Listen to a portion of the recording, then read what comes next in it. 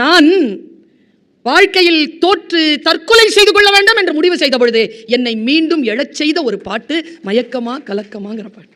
சரி சார், நான் ஒன்று சொல்கிறேன். இந்த பாட்டு ஏன் தெரியுமா? அது ரொம்ப முக்கியம் இந்த சமூகத்துக்கு. இப்போ எல்லாரும் நியூக்ளியர் ஃபேமிலி ஆகிட்டோம். இப்போல்லாம் ஜாயின்ட் ஃபேமிலி இல்லை. ஒரு குழந்தைய வச்சுக்கிட்டு 2 பேர் இருக்கிறாங்க.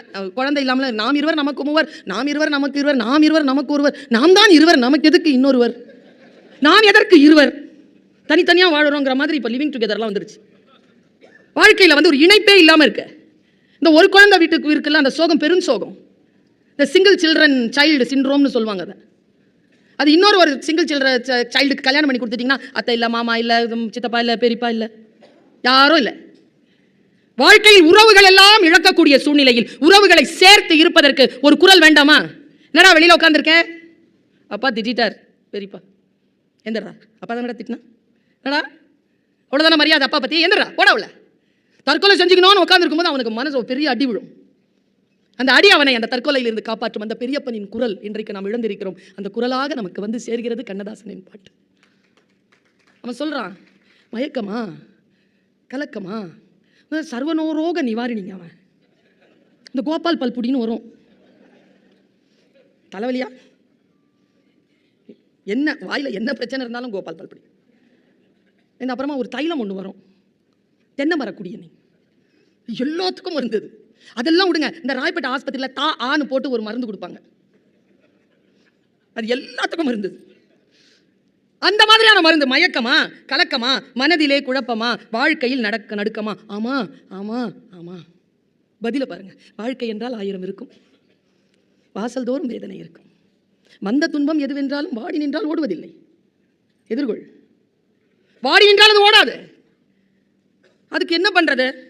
எதையும் தாங்கும் இதயம் இருந்தால் இறுதி வரைக்கும் அமைதி நிலைக்கும். எதையும் தாங்கும் இதயம், அது எப்படி வர்றது? எதையும் தாங்கும் இதயம் ஏழை மனதை மாளிகையாக்க. எப்படி பாருங்களேன், ஒன்னொன்னுக்கும் அடுத்ததுக்கு நிவாரணம் தருகிறான் பெருங்கவிஞன். ஏழை மனதை மாளிகையாக்கி, அப்புறம் இரவும் பகலும் காவியம் பாடு. அப்ப நாளைக்கு சோறு, ஏழை மனசை மாளிகையாக்கி நான் பாட்டுக்கு இப்படி பண்ணி நான் நாளைக்கு நாளைய பொழுதை இறைவனுக்கு கழித்து நடக்கும் வாழ்வில் அமைதியை தேடு. ஏங்க இது சாதாரணமா இருக்குங்க இந்த வார்த்தை. மானிடர்கள், பாரதி, மானிடர்கள் நான் சொல்வதை கண்மின், பாடுபடல் வேண்டாம், உணவு இயற்கை கொடுக்கும், நும்பணி அன்பு செய்தல் கண்டீர். பாரதிங்க. ஏழை மனதை மாளிகையாக்கி இரவும் பகலும் காவியம் பாடு, நாளைய பொழுதை இறைவனுக்கு அளித்து இருக்கும் வாழ்வில் நிம்மதி நாடு. அப்படி எப்படி இருக்கிறது? அவ்வளோ சுலபமா? மனசு ஒத்துக்க மாட்டேங்குது. எங்க வா, உன் மனசுக்கு ஒரு ரகசியத்தை சொல்கிறேன். என்ன? உனக்கும் கீழே உள்ளவர் கோடி, நினைத்து பார்த்து நிம்மதி நாடு. இதை நினை. உனக்கு இருப்பது போல் உன்னை விட தாழ்ந்தவர்களுக்கு இல்லை. உன்னுடைய அன்றாடங்களை நீ அழுத்துக் கொள்கிறாயே, அந்த அழுத்துக் கொள்ளுகின்ற வாழ்க்கையே பல பேருக்கு கனவாக இருக்கிறது என்பதை நீ நினைத்துக் கொண்டு போடா. இப்படி சொல்லுகின்ற ஒரு பெருந்தகப்பனின் குரல். நான் இலங்கை போயிருந்தேங்க. இலங்கையில் பஷீர் அப்படிங்கிற ஒருத்தர் ஏராவூர் அப்படிங்கிற ஒரு கிராமத்தில் மட்டக்களப்பில் அவர் ஒரு எம்பி, பாராளுமன்ற உறுப்பினராக. அவருடைய ஒரு புத்தகம் ஏராவூர் வரலாறுன்னு ஒரு புத்தகத்தை வெளியிடணும். அதுக்காக நான் போயிருந்தேன், கொழும்பு கம்பன் கழகம் போயிருந்த போது அங்கே போகிறேன். அவர் சொன்ன அந்த தகவலை அப்படியே நான் சொல்கிறேன். நம்ம எத்தனை கவிஞர்களை பாராட்டுகிறோம், கவிஞர்களுடைய ஆழ் மனதை எப்படி நாம் புரிந்து கொள்கிறோம் பாருங்க. பஷீரினுடைய தலைவர் இருக்கார்ல, அதாவது மாஸ்டர், ஆசிரியர், குரு, அவர் பேர் புரட்சி கமால். சரியா? இன்னைக்கு இருக்கிற பாரதிதாசன் இருக்கார்ல, நம்ம நாட்டினுடைய கவிஞர், பாரதிதாசனுக்கு நிகரான கவிஞர் புரட்சி கமால் இலங்கையில்.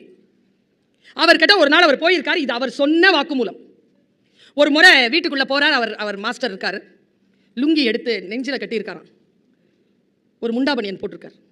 நெஞ்சில் இப்படி கட்டிட்டு கையை பின்னால் வச்சுக்கிட்டு இப்படி நடக்கிறாராம். இந்த லாத்துறதுன்னு பேர் இலங்கை மொழியில். லாத்திக்கிட்டே இருக்கிறாராம். இருந்துட்டு அங்கே பக்கத்தில் ஒரு தலகாணி, அந்த தலகாணியில் ஒரு புத்தகம் இப்படி கவுந்து கிடக்கு. அந்த புத்தகம் வேறு எந்த புத்தகமும் இல்லை, கவிஞர் கண்ணதாசனின் கவிதைகள் புக்கு. லாத்திக்கிட்டே இருந்து அவர் சொன்னாராம், என்னையா இப்படி எழுதிட்டான், என்னையா இப்படி எழுதிட்டான், பாப்பா இப்படி எழுதிட்டானே, இப்படி எழுதிட்டான், அப்படி புலம்புறாராம். சரி, அவன் என்ன தான் எழுதுனா, எந்த பாட்டு உங்களுக்கு இப்படி உங்களை படுத்தி எடுக்குது சொல்லுங்கன்னு சொல்லி கேட்டிருக்காரு. அவர் சொன்ன பாட்டு தான் இப்போ நான் சொல்ல போகிற பாட்டு. நானும் நீங்களும் கேட்டிருப்போம், பல நேரங்களில் இந்த பாட்டை நாம் கேட்டிருப்போம். ஆனால் இப்படி கேட்டிருப்போமா? எப்பவுமே நான் ஒரு சொல்கிறேன் பாருங்க, யானைக்கு ருசிக்கிற கரும்பு தான் எறும்புக்கும் ருசிக்கிறது.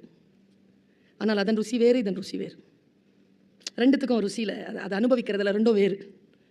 எப்படி ஒரு விஷயத்தை நாம் உள்வாங்கிக் கொள்கிறோமோ அடுத்தவனும் அப்படித்தான் உள்வாங்கிக் கொள்வதில்லை. ஆனால் அதை உள்வாங்குகின்றவன் பேசுகின்ற பொழுது ஒரு பலே அப்படின்னு வருது பாருங்க. அந்த பலே இப்போ வர உங்ககிட்ட இருந்து. நீங்களும் நானே எழுதிடலாங்க. தாளம் போனீங்கன்னா எழுதிடலாம். தத்தகாரம் போட்டால் எழுத தெரிந்தவர்களால் எல்லா எழுத்துக்களையும் மோனை எதுகையுடன் எழுதிவிடலாம். ஆனால் கவிஞர்கள் எழுதுகின்ற கவிதைகள் இருக்குல்ல, அது பெய்யும் மழையில் மின்னலை போன்றது. அது அப்படி மின்னும். அதுக்குள்ள அவங்களால தான் அப்படி எழுத முடியும். நானும் தான் எழுதுறேன். இப்போ என்கிட்ட ஒரு கவுன்சிலிங்க்கு ஒரு பொண்ணு வந்துச்சு, 16 வயசு, 40 வயசு ஆளல் காதலிக்குது. அவங்க அம்மா அப்பா கொண்டு வந்து என்கிட்ட நிறுத்தியிருக்காங்க. நான் ஒரு 3 நாள் 4 நாள் நான் 4 சிட்டிங்ஸ் அந்த குழந்தை சரியா ஒரு அளவு புரிஞ்சுக்கிச்சு வாழ்க்கை. அது எழுந்திருக்கும் போது அவங்க அம்மா சொன்னது தான் சூப்பர் வார்த்தை. இந்த அம்மா உனக்கு என்ன சொல்லுது அதை தானே நானும் சொல்லிக்கிட்டே இருக்கிறேன் அப்படின்றுச்சு. ஓ கடவுளே, எல்லாம் முடிஞ்சது, அவ்வளோதான். அப்போ நீ சொல்கிறது இவங்க சொல்கிறதும் ஒன்றா, அப்போ ஓகே அப்படின்ட்டு போயிடுச்சு. அது அதான் ஆட்டத்தை கலைக்கிறதும்பாங்க. இதை பாருங்களேன், ஒரு பாட்டை நீங்கள் புரிந்து கொள்வது போல அந்த பாட்டு இல்லை. அந்த பாட்டை ஆராயும் பொழுது அது வேற மாதிரி இருக்கு. என்ன பாட்டுன்னு யோசிக்கிறீங்க தானே? மலர்ந்தும் மலராத பாதி மலர் போல வளரும் விழிவண்ணமே. அந்த வளரும் விழிவண்ணமேங்கிறது தான் கவிதை. எப்பவுமே குழந்தைய கண்ணை மூடிட்டு இருக்கு தூங்கிட்டு இருக்குன்னு சொல்லக்கூடாது. கண் வளருதுன்னு சொல்லுவாங்க. அது கண் வளருது, அது தூங்கலை. அது தூக்கங்கிறது அது வேற. பெரியவங்களை தான் தூங்குதுன்னு சொல்லுவோம். கண் வளர்த்துட்டு இருக்கு புள்ள அப்படிம்பாங்க.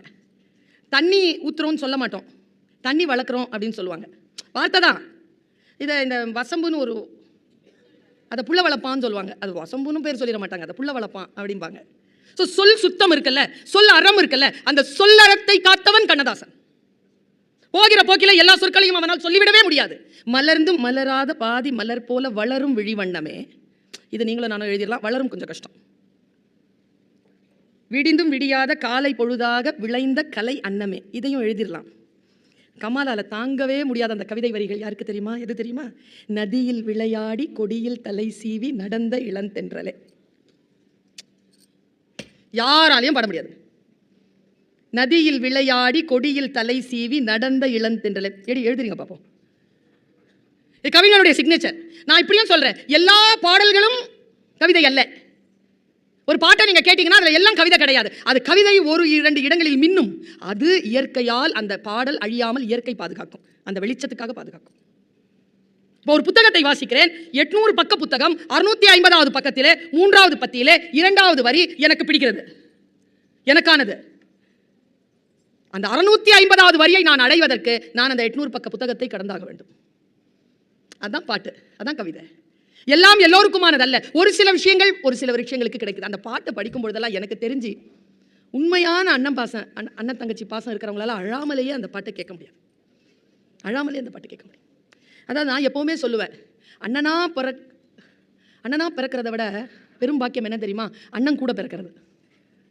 அண்ணன் கூட பிறக்கிறது பெரிய விஷயம்னு சொல்லுவேன் நான் எப்பவுமே. இந்த பாட்டு பாருங்களேன், அது ரொம்ப அழகா இருக்கும். அந்த பாட்டு, நதியில் விளையாடி கொடியில் தலை சீவி நடந்த இளந்தென்றலே வளர் பொதிகை மலை தோன்றி மதுரை நகர் கண்டு பொலிந்த தமிழ் மன்றமே. ஏங்க குழந்தைய தாளாட்டுறது பாருங்க. இன்னைக்கு குழந்தைய தாளாட்டுறாங்க, ரத்த கொதிப்பு. அது பரவாயில்லைங்க ஐயா. நான் இந்த கனடா நாட்டுக்கு போயிருந்தேன் ஒரு 3 வாரத்துக்கு முன்னால். ஒரு 6 மாதம் குழந்தைங்க, அந்த குழந்தை சோறு திங்க மாட்டேங்குது, துப்புது. அவங்க அந்த ஸ்வீட் பொட்டேட்டோவை சேர்த்து அந்த பொண்ணு, அதுக்கு ஒரு 23-24 வயசு இருக்கும் அந்த பொண்ணுக்கு, அது வாயில் விட்டு தான் துப்புது. உடனே அவங்க பாட்டி சொல்லுவாங்க, ஏதாவது பாட்டு போடு, அவன் சாப்பிட்ருவான். எதுக்கு பாட்டு பாடுறது, நானே பாடுறேன், அவன் சாப்பிட்ருவான்னு சொல்லிட்டு அந்த பொண்ணு பாடிச்சு. நான் என்ன சொல்கிறேன், எத்தனை பாட்டு இருக்குது நமக்கு, தமிழ் தானே, கொட்டி கிடக்குதுல்ல, அது பாடுது. காற்று மேலே காற்று கீழே, காற்று சைடில் காற்று லெஃப்டில், காற்று மேலே காற்று அடிக்குது, காற்று கொஞ்சம், அது சிரிக்குது. அந்த குழந்தை கேட்டுச்சா அந்த பாட்டை உங்ககிட்ட? ரசனையை மாற்றியது யார்? மலிவான ரசனையை அடுத்த கட்டத்தில் கொடுக்கு. எங்க அப்பாவோட நான் உட்காந்துருந்தா சைக்கிள் பாட்டை என்னால் ரசிக்க முடியுங்க அப்படிம்பாரு அவரு. என்னால் உட்கார முடியும் அவரோட, என்னால் அந்த ஆலாபனைகளோட உட்கார முடியும், என்னால் ஒரு தவநிலைக்கு ஒரு தியான நிலைக்கு என்னால் போக முடியும். 1942 வந்த பாடலை என்னால் ரசிக்க முடியும் என்றால் என் தகப்பனின் ரசனையை நான் பெற்றுக்கொண்டேன். என் ரசனையை என் பிள்ளையை பெற்றுக்கொள்ளக்கூடிய சூழ்நிலை இன்றைக்கு உலவுகிறதா? இசையின் உருக்கத்தை காணோம், ஓசையின் பெருக்கம் தான் இருக்கு. ஓசையின் பெருக்கத்தில் மிரளுது. எப்படிதான் இதை கேட்கறது? திடீர்னு இருக்குதுங்க சில பாட்டெல்லாம் கேட்டா. பயமா இருக்குதுங்க சில பாடல்களை கேட்டா. ரொம்ப ஆழமா யோசிச்சோம்னா ரொம்ப ஆபாசனமான வார்த்தைகள் வந்து விழுதுங்க. எப்படி பாடுவது அதை? நான் இப்படிப்பட்ட ரசனையில் வந்து விட்டேனே. கண்ணதாசன் போன்றவர்களை கேட்டு விட்டேனே. பட்டுக்கோட்டை கல்யாண சுந்தரம் போன்றவர்களை கேட்டு விட்டேனே. எப்படி இந்த ரசனையில் இருந்து எப்படி என்னை அடுத்த ரசனைக்கு அந்த புள்ளியை மாத்துறது? என் புள்ளியை நான் மாற்ற முடியாது. என் மகனின் புள்ளியை நான் இதற்கு நான் அப்கிரேட் பண்ணலாம். It's upgrading. It is not degrading, it's upgrading. நம் ரசனைக்கு மாற்ற வேண்டும். பாருங்க, அடுத்த வார்த்தை பாருங்க. என்னுடைய அண்ணன் எப்படிப்பட்டவன் தெரியுமா?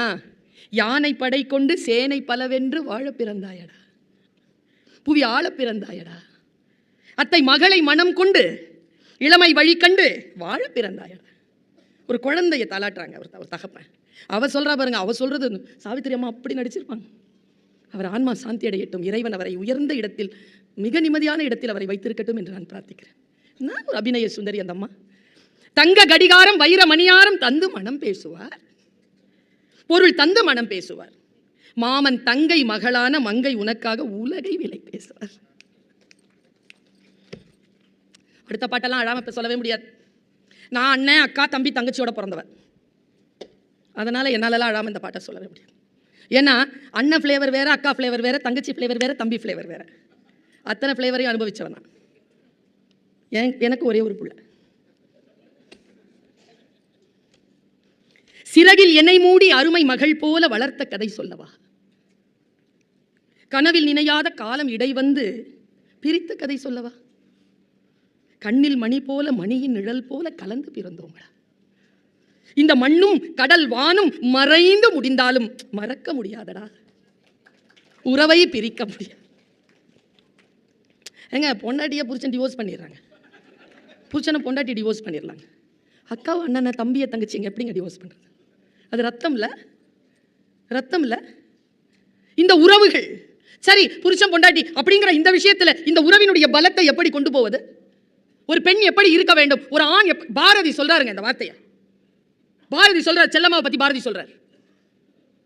என் மனைவி செல்லம்மா நான் கோபப்படுகின்ற பொழுது மடிந்து போகிறாள், என் அன்பான சொல்லே அவளுக்கு மீண்டும் உயிர் தருகிறது. என்ன தாம்பத்தியங்க இது, என்ன தாம்பத்தியம் இது?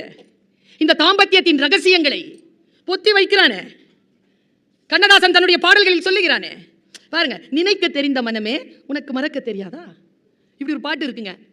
நானும் அந்த வரிக்கு வரி என்ன சொல்ல வர்றாருன்னு ரொம்ப ரசனையா கேட்டேன். இன்னைக்கு காலையில் கேட்டேன் இந்த பாட்டை. நீங்க வீட்டில் போய் கேளுங்க அந்த பாட்டை, உங்க மனைவியை நினைச்சுக்கிட்டு கேளுங்க. உண்மையா சொல்றேங்க, எனக்கு நான் சின்ன பிள்ளை, உங்களை விட வயதில் நான் குறைந்தவளாக இருப்பேன். பெரியவர்கள் நிறைய பேர் இருக்கிறீர்கள்.